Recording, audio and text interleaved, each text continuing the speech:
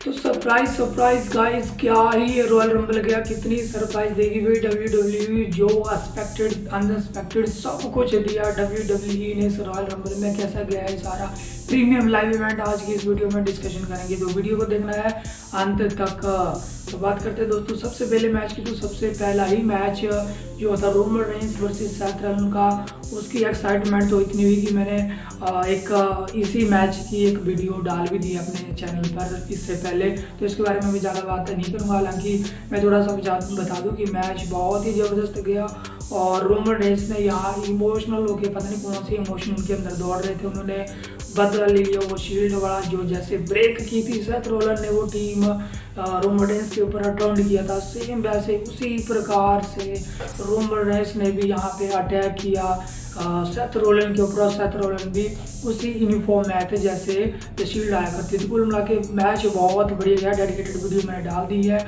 और एंड में गियटी लॉक लगाया और रेफरी ने काउंट किया कि भाई रुक जा तोड़ दे, क्योंकि रोप्स के ऊपर हाथ लगा चुके थे सेथ रॉलिंस, लेकिन रोमन रेंस नहीं रुके और मैच खत्म कर दिया है रेफरी ने यहाँ पे, क्योंकि रोमन रेंस ने गियटी लॉक छोड़ा ही नहीं। अब पता नहीं कि शायद सेथ रॉलिंस डिस्क्वालिफिकेशन के सारे इस मैच को जीत गया, लेकिन क्या ही ये मैच गया गाइस, क्या ही ये मैच गया। इसके बाद दोस्तों होता है वुमेन्स रॉयल रंबल मैच, और जो ये मैच हुआ था रोमन रेंस बड़ा इसकी एक्साइटमेंट में मैं ये मैच पूरा देख ही नहीं पाया, मैं उस वीडियो बनाने लग गया। लेकिन हाँ, मैं जरूरी कुछ पॉइंट्स बता दूँ। सबसे पहले इस ओपनिंग जो करती है वो करती है Sasha banks women royal rumble match की। एज एक्सपेक्टेड मैंने ये एक्सपेक्टेशन की थी कि शायद साशा बैंक्स जीत जाएंगे, लेकिन वो पहले नंबर पे आई। मुझे लगा कि कुछ तो गड़बड़ है, क्योंकि अमूमन पहले नंबर वाला सुपरस्टार ज़्यादा नहीं होते जो जीत जाए royal rumble premium live event को, और ऐसा ही हुआ। उसके बाद आई मलीना को तो एकदम से एलिमिनेट कर दिया साशा बैंक्स ने। उसके बाद टेमिना, ये सिलसिला लगातार चलता रहा। यहाँ पे ब्री बेला भी आई दोस्तों, सरप्राइज मिकी जेम्स भी आई, कुछ सरप्राइज एंट्रेंस थी इस रॉयल रंबल में। और सबसे लास्ट में देखने को मिला जो एक्सपेक्टेड था ही नहीं, रोंडा राउजी। रूमर तो आ रहे थे कि रोंडा राउजी आएगी और आई, उन्होंने ब्री बेला को भी एलिमिनेट किया। लास्ट में वही बचे थे सॉलिड प्लेयर ब्री बेला और वो, और भाई सॉलिड प्लेयर को उन्होंने एलिमिनेट करके रॉयल रंबल अपने नाम कर लिया है। यानी वो अब रेसलमेनिया में मेन इवेंट करेगी, हो सकता है सॉलिड प्लेयर के साथ जाए या बेकी लिंच के साथ जाए। अब आए दोस्तों women's raw women's title championship की, तो इसमें drew draw versus Becky Lynch का मैच दोस्तों ठीक ठाक सा गया। कुछ पॉइंट्स पे ड्रू ड्रॉ जिस तरह बेकी लिंच के ऊपर जाके बैठ रही थी, गिर रही थी, मुझे लग रहा था कि बेकी लिंच शायद आज हार जाएंगे अपनी चैंपियनशिप, लेकिन हाउएवर एट द एंड जीत लिया यहाँ पे बेकी लिंच ने मैच और रिटेन कर लिया अपनी रॉ वुमेन्स चैंपियनशिप।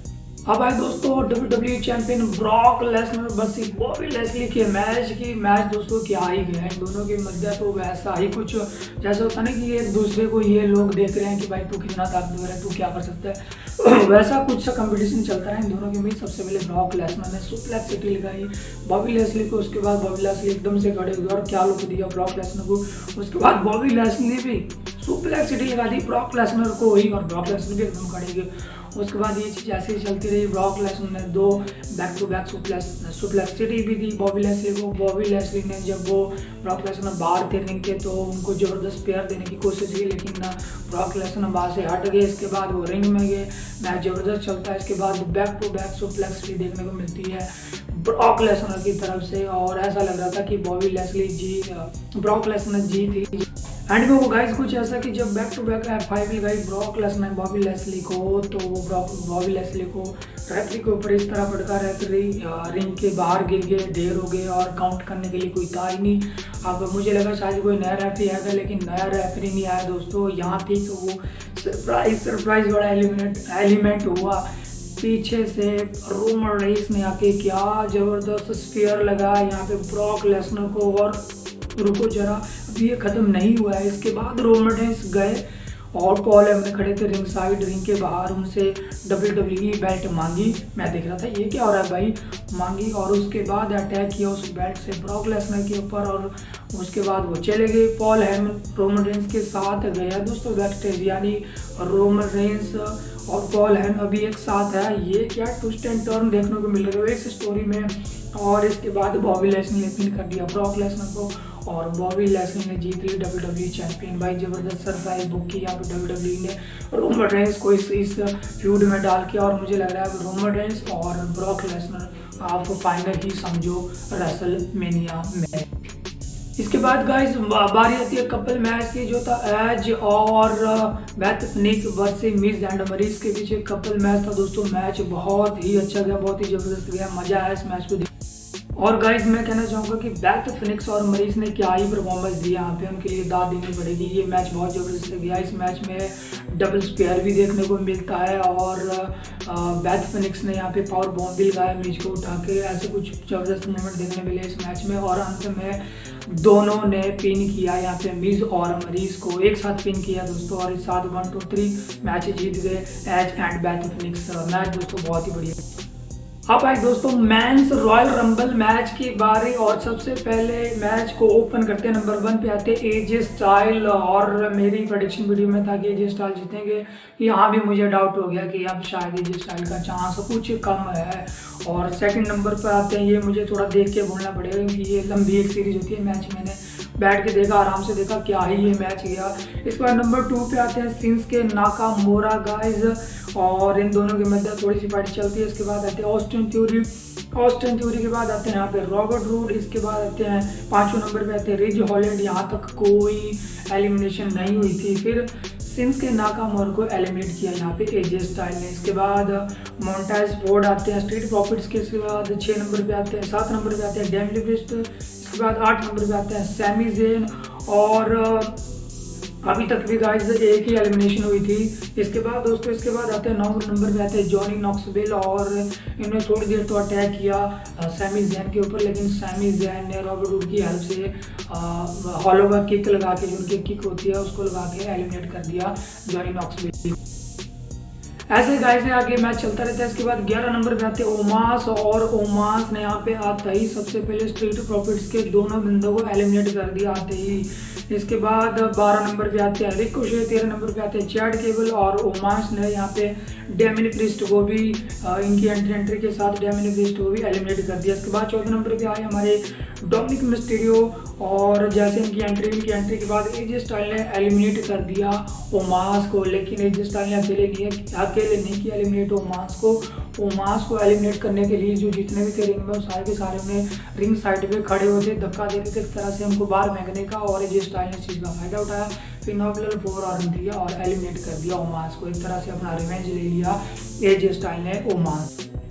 इसके बाद दोस्तों एजे स्टाइल को एलिमिनेट कर दिया यहाँ पे मैड कैप मोस ने। ये मेरे लिए थोड़ा ऐसे करते करते दोस्तों ये मैच आगे चलता है। और गैस बट दोस्तों 21 नंबर पे आ गए हमारे ड्रू मैकिंटायर ने दोस्तों वापसी कर ली है, रिटर्न कर लिया है रॉयल रंबल वाले इस मैच में। और क्या वो जबरदस्त लुक दे रहे थे हैप्पी कॉर्बिन और मैड कैप मोस को कि भाई तुम लोगों की शामत आ गई है। और ऐसा ही हुआ, वो गए रिंग में और सीधा उन्होंने सबसे पहले दोनों बैक टू बैक दोनों हैप्पी कॉर्बिन और मैड कैप मोस को एलिमिनेट किया। इसके बाद वो यहीं नहीं रुके, उनके बदले की आग ज़्यादा भारी थी, वो रिंग से बाहर आए और बाहर भाई क्या धोया इन दोनों को ड्रू में।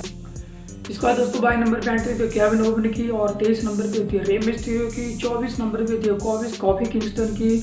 और कॉफी किंगस्टन वो वाला मूवमेंट करने की कोशिश कर रहे हैं जैसा वो अमूमन रॉयल रंबल में करते हैं कि वो किसी ना किसी तरह बच जाते हैं एलिमिनेशन के, उनके पैर नहीं लगते नीचे। ऐसा ही कुछ हुआ, उनको थ्रो किया शायद से केविन ओवन ने किया, रिंग के ऊपर से थ्रो किया, लेकिन वो जाके सीधा जो रिंग एप्रन होती है जो वो बाउंड्री से लगाई थी उसके ऊपर जाके ऐसे सटा के गिर जाते हैं। लेकिन इस बार अनफॉर्चुनेटली उनके पैर नीचे लग गए थे और वो एलिमिनेट। इसके बाद दोस्तों 25 नंबर पे आए ओटिस, 26 नंबर पे आए बिगी, और 27 नंबर पे फिर सरप्राइज दे दी WWE ने बैड मनी WWE में फिर से रिटर्न कर लिया इस रॉयल रंबल मैच में। इसके बाद सीमस ने बैड मनी को बाहर करना चाहो, ब्रो किक लगाने लगे बैड मनी को, लेकिन वो नीचे झुक जाते हैं और ऊपर रोप के ऊपर से सीमस खुद ही नीचे चले गए। यानी वो क्या करेंगे, बैड मनी ने उन्हें एलिमिनेट किया और खुद एलिमिनेट हो गई, यानी सीमस यहाँ एलिमिनेट। इसके इसके बाद गाइस 28 नंबर पे आते हैं शेन मैकमैन अगेन। सरप्राइज उनका तो कोई था ही नहीं, तब पता कि वो भी आएंगे। और शेन मैकमैन का भी थोड़ी देर जलवा देखने को मिला, उन्होंने आते ही केविन ओवन को एलिमिनेट किया और ऐसे उनकी प्रो मैच चलती रही। इसके बाद गाइस बारी आती है 29 की रैंडी ऑर्टन। और भाई क्या ही कहना, जैसे ही रैंडी ऑर्टन आए थोड़ी देर के लिए उन्होंने, और इसके बाद गाइस आर के ब्रो ने दोनों ने मिलके बौछार लगा दी आर के की, और बैक टू बैक एलिमिनेशंस भी किए। मैं बताऊँ, पहले उन्होंने एलिमिनेट किया बिगी को, उसके बाद ओटिस को उन्होंने एलिमिनेट किया दोनों ने मिलके। इसके बाद दोस्तों अब आई बारी नंबर 30 की, और जैसे कि रूमर्स आ रहे थे कि ब्रॉक लेसनर आएंगे नंबर 30 पे, वैसा ही हुआ। नंबर 30 पे मुझे बचता है हमारे ब्रॉक लेसनर का, और वो आते हैं दोस्तों।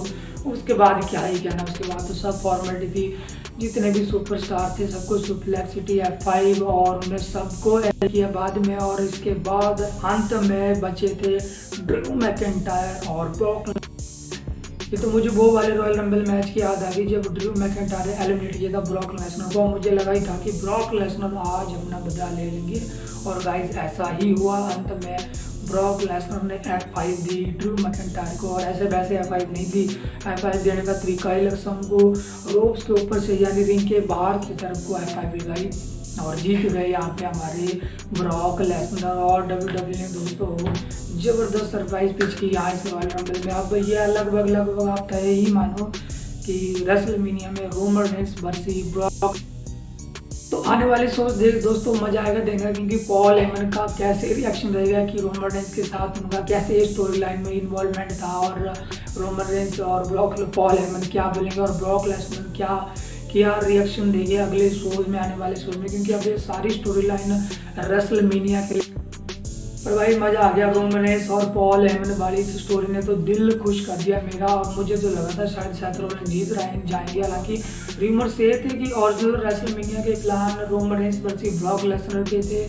तो शायद एक प्रेडिक्शन ये हो रही थी, इस प्रकार से हो रही थी कि अगर रोमन रेंस हारेंगे, कोई तो चांस था टाइटल चेंज होने का। अगर रोमन रेंस हारते तो भी ब्रॉक लेसनर और रोमन रेंस ना था, अगर ब्रॉक लेसनर हारते तो भी रोमन रेंस और ब्रॉक लेसनर होना था।